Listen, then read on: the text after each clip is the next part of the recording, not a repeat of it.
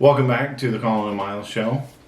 I'm Colin. And I'm Miles. And if you haven't seen this before, we've done 16 episodes before this, but this is the first time we're posting an episode on Project 46. So also, if you wanted to know who's behind Project 46, that would be us. And this gives you insight into who we are. However, we don't really talk about politics here. It's more things we enjoy. So, with that, welcome to the show.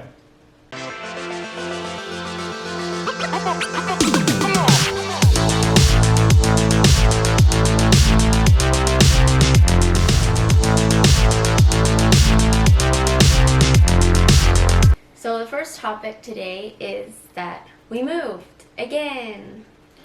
She says again because when we got back from my last duty station in the Navy in Connecticut, we moved to Oklahoma City, and it was during the pandemic, so our options were fairly limited. And the humble dwelling, we won't call it a home, that we found ourselves in was about one of three choices, and the landlord did not keep it up to par, which allowed a lot of earwigs to think that that we wanted to be friends with him. Yes, and if you've ever seen those bugs, they're creepy, and I did not like them. I can attest to that. She does not like them. So now that we're in a much better place, we are obviously much happier. And we have our signature backdrop again. And for those of you who've never seen this, this is the wedding quilt that her mother made for us. And each of these little squares are messages that individuals wrote. Well wishes, this is your last chance to get out type messages. Yeah. At our wedding. So, yes. All right. So, moving forward to Star Trek.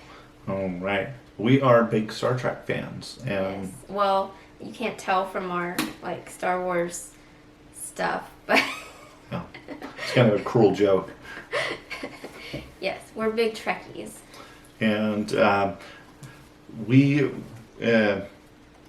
talked about watching the new show, season 1 of Star Trek Picard, and having a full episode on it, but that's not really happening because we're well into season 2, and so we're just recapping where we are. Yes.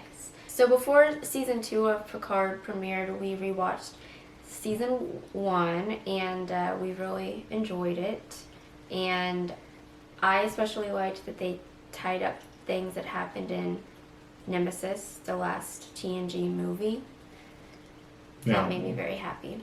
Spoiler alert for those of you who haven't watched a movie that came out in 2002, is an android kills himself, or rather sacrifices himself for the captain. Yes. And so now it seems that Data, and this is a spoiler alert for Star Trek Picard into season 1, Data still exists in the in some positronic net, or Not anymore. well, yeah, because Picard pulled the plug. Yes, because he wanted to die for real. Or, But or maybe it was punishment for sacrificing himself. I like season 1 of Picard because it reminds me of old school Star Trek instead of all the variations that they've come out with, Star Discovery Trek. And the animated series and the short treks. This felt like old school Trek. Whenever we talk about old school Trek, Star Trek Next Generation, Star Trek Voyager. Yes, mainly, yes. Because now that we're into season 2 of Picard, it's got a decent storyline. However, they're definitely taking on some social issues that just isn't the same way, and is not as subtle as they would have tackled something back in the Next Generation.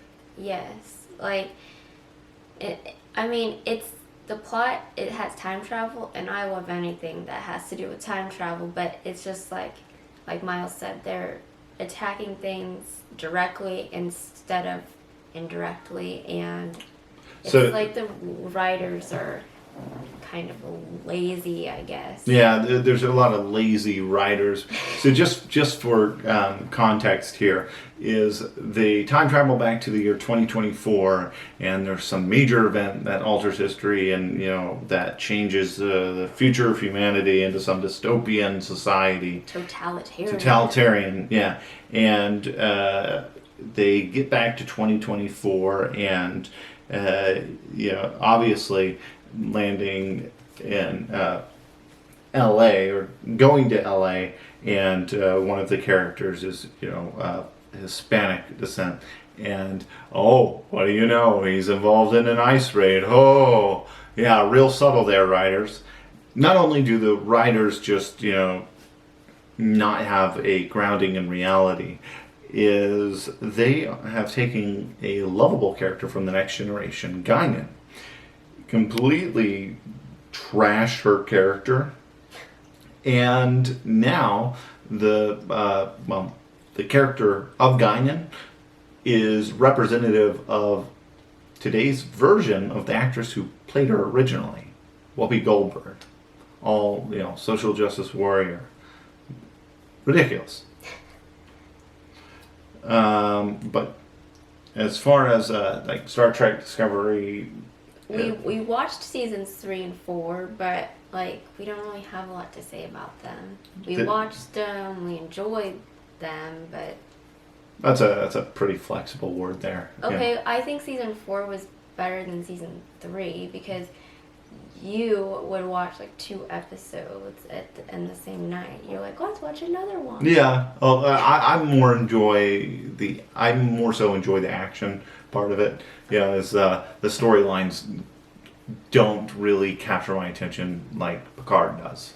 And I don't like that they don't have a lot of character development with anyone except Michael and Saru and the Doctor. Yeah. It's just very different. Not the same Star Trek as it used to be. And they're tackling social issues completely different. Like we mentioned in Picard, they're just outright making issues out of nothing. And as compared to in the late 80s, early 90s with Next Generation, they tackled climate change in a very subtle way. And they made it a reality in their universe with respect to warp travel. Is you damage subspace whenever you travel so fast. Is wow, maybe to some people they didn't understand it, but as an adult I understand what they were going for. Yeah. But it wasn't just outright in your face. You're destroying the planet. Yeah. The next thing is 2 years ago we watched this show called Upload, which is on Amazon Prime, and season 2 came out this year, and we highly recommend it if you are on Amazon Prime to watch it. So, Upload is a thought child of Greg Daniels, who wrote The Office, Parks and Rec. So, I mean, And Space Force. And Space Force. Well, the entire premise of it is you have the option whenever you're on your deathbed to be uploaded into a artificial reality, and needless to say, is it's not the most comfortable looking option. And the second season came out with only 7 episodes, and they're blaming it due to the pandemic. Yeah. Which whatever. All right, our next topic.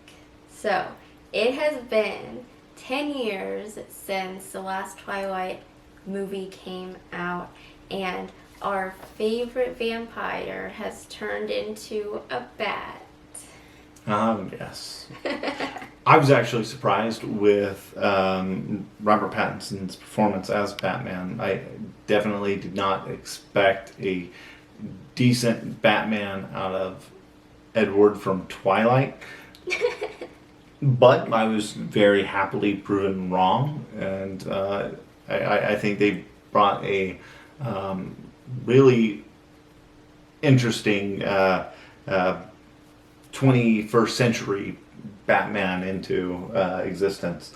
Not only that, but it's just really interesting to think that given Bruce Wayne's age in this movie, it's very likely that immediately after his parents were killed, he spent a lot of time listening to Linkin Park growing up. So, yeah. But I enjoyed it too because it was a 3-hour movie and I didn't feel like I was there for 3 hours, which is always how I can tell if it's a good movie or not. No. Which we went to see it at Flick's Brew House off of Broadway Extension in Oklahoma City, and it's pretty nice. You can order food and watch a movie, at the same time. It's pretty neat. Yeah. So it seems like not only do writers just suck at being subtle about social issues, but they also suck at coming up with original ideas, because we're seeing reboot after reboot of shows that we grew up on. Yeah. One of them being iCarly, which was a Nickelodeon show. Yeah. And well, when we were in like seniors in high school, it came out. When you were a senior in high school, so we didn't really grow up with it, but I saw it on TV a lot. Yeah. And so I feel like I enjoyed that show a lot, but I had been, the reboot came out last year, but I hadn't seen it yet because I wasn't sure if I wanted to or not. But this year I watched it, and I was not impressed because it doesn't feel like the same show at all. It's not as quirky, it's not cute, and you know. It's a Colin show. The original is a Colin show. This isn't a Miles show. But and I don't like what they did with Freddy's character. Yeah. Is not just that, but they're normalizing divorce. They're normalizing, failures. Is the really cool things that the Daily Wire is launching a network for children's shows. Yeah, so maybe they'll have some original ideas, because clearly the Nickelodeon, Disney, etc. writers can't come up with a original idea to save their life. Yeah. So, also, recently we took up square dancing lessons for the last, 3 months now? Yeah, we started them in early January. Yeah, and, the people we're dancing with are probably, we're definitely pushing their median age down but they seem to think we're really good at it. I know. I was afraid. At first I thought it would be easy because I learned some square dancing in grade school, but after like the first 3 lessons, I was like, okay, this is gonna be hard. I don't know if we'll get it, but we're doing pretty well. She feels a lot more comfortable, and just so you understand how technical she is, it's every time we're done with a lesson, she has me get the definitions of all the moves that we learned for that one. Yeah, because our caller he brings all of the moves for each time.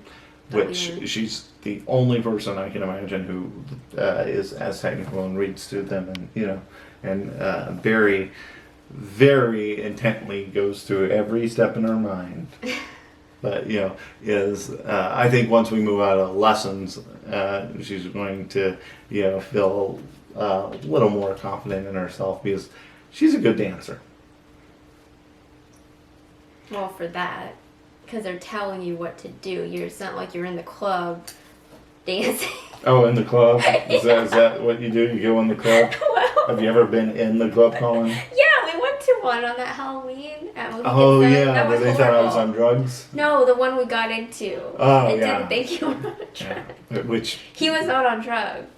But yeah, I guess the bouncer thought I was on drugs. We got invited. We're not club people by any stretch, but we got invited to this New Year's Eve. No, Halloween. Halloween party. You already said that. Sorry. This Halloween party by a sailor I served with, and that's just not our scene. But we're just standing in line, and apparently, I'm on drugs, so. That was interesting. So, yeah. But yeah. Her experience of being in the club is, relative to one time when she was in the club. Okay. So, speaking about things that, she's familiar with, she's very familiar with working out because every single day she hits yoga videos, Pilates videos, and, so... Well, it seems like every time we record an episode, I talk about a fitness challenge that I'm trying to complete. So last month I did the Blogilates 30-day sleek arms challenge, and then this month I'm redoing the 100 glute challenge, which I did in 2019, and I forgot how hard it is. It's very difficult. Just to give you guys a visual of the variety of workouts that she's involved with, there's one workout that she introduced me to that is for whenever you're in a passenger seat in front of a vehicle over an extended period of time and you want to do a workout. Apparently, they make a workout for any type of environment. We can put a link to that. Yeah. It's an old video. Sure. I mean, yeah, I don't think I'm going to be doing that. Okay. What else we got? That's all. Oh, okay. Well, it is good catching up with you, the camera that we're looking into. Yeah, I might not be looking at it. I'm very bad at looking at camera. No, it's typically when if we have a picture, I'll put it on the screen. But it's typically whenever I'm not right behind the camera and she's looking at me, and so she poses for a picture and so she's completely looks on. Well, yeah. So I don't think I've really been looking at the camera for most of the time. Yeah. Well, oh well. That's okay. Anyways, we will try to keep this regular this time, now that we're in a much better place and we don't have any uninvited house earwig guests. Yeah. So, with that, thank you for stopping by. And if you have any questions, feel free to let us know. And we'll be happy to answer. There will be a little pop-up because I haven't decided where those questions will go. So, whatever this says, send them here. Thanks. Have a great day. Bye.